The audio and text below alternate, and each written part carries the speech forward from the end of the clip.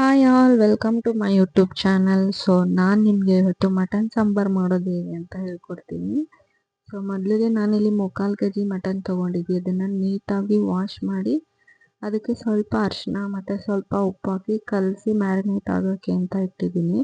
ಇಲ್ಲಿ ಮಸಾಲ ರುಬ್ಕೊಳ್ಳೋಕ್ಕೆ ಮೊದಲಿಗೆ ಈರುಳ್ಳಿ, ಶುಂಠಿ, ಬೆಳ್ಳುಳ್ಳಿ ಆ್ಯಂಡ್ ಕೊತ್ತಂಬರಿ ಸೊಪ್ಪು, ಸೊ ಇದನ್ನೆಲ್ಲನೂ ಹಾಕಿ ಮೊದಲಿಗೆ ಒಂದು ಮಸಾಲಾನ ಗ್ರೈಂಡ್ ಮಾಡ್ಕೊಳ್ಳೋಣ.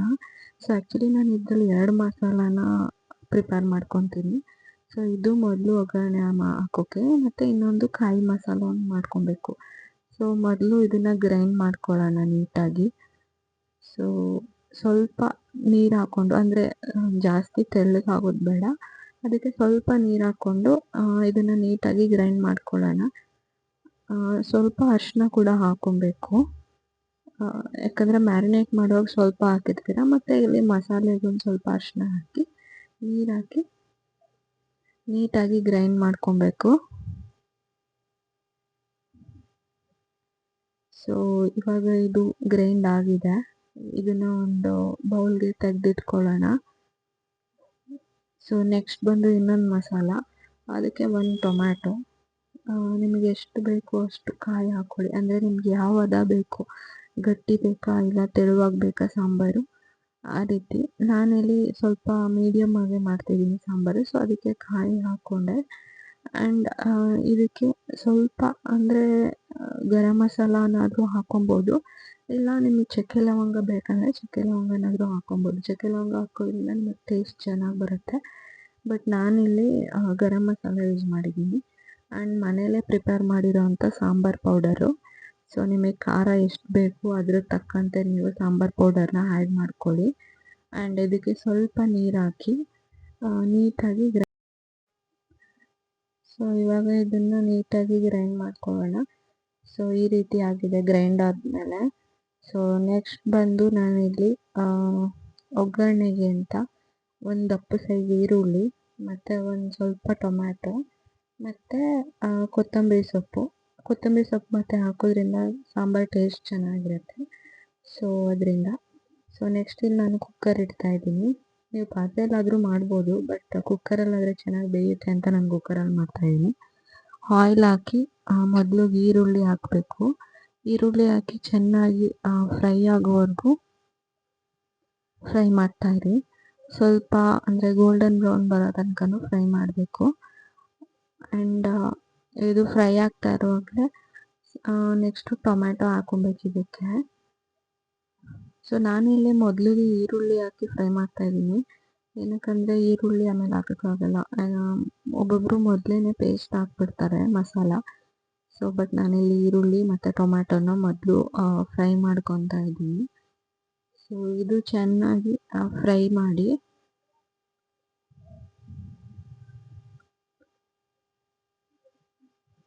ಸೊ ಇಲ್ಲಿ ಈರುಳ್ಳಿ ಟೊಮೆಟೊ ಸ್ವಲ್ಪ ಫ್ರೈ ಆಗಿದೆ. ಸೊ ನೆಕ್ಸ್ಟ್ ಬಂದು ನಾನಿಲ್ಲಿ ಮಟನ್ನ ಆ್ಯಡ್ ಮಾಡ್ಕೊತಾ ಇದ್ದೀನಿ.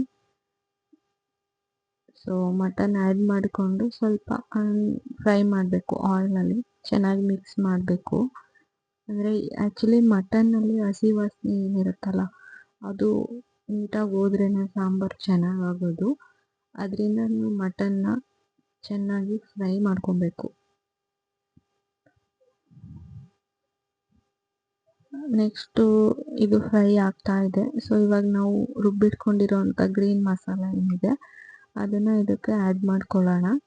ಸೊ ಆ್ಯಡ್ ಮಾಡಿಕೊಂಡು ಚೆನ್ನಾಗಿ ಮಿಕ್ಸ್ ಮಾಡಿ, ಫುಲ್ ಮಟನ್ ಎಲ್ಲ ಮಿಕ್ಸ್ ಆಗೋ ತನಕ ಫುಲ್ ಮಿಕ್ಸ್ ಮಾಡಿಕೊಂಡು, ಅಂದರೆ ಈ ಮಸಾಲದ ಏನು ಹಸಿ ವಾಸನೆ ಇರುತ್ತಲ್ಲ ಅದು ಹೋಗೋವರೆಗೂ ನೀವು ನೀಟಾಗಿ ಫ್ರೈ ಮಾಡ್ತಾ ಇರಬೇಕು.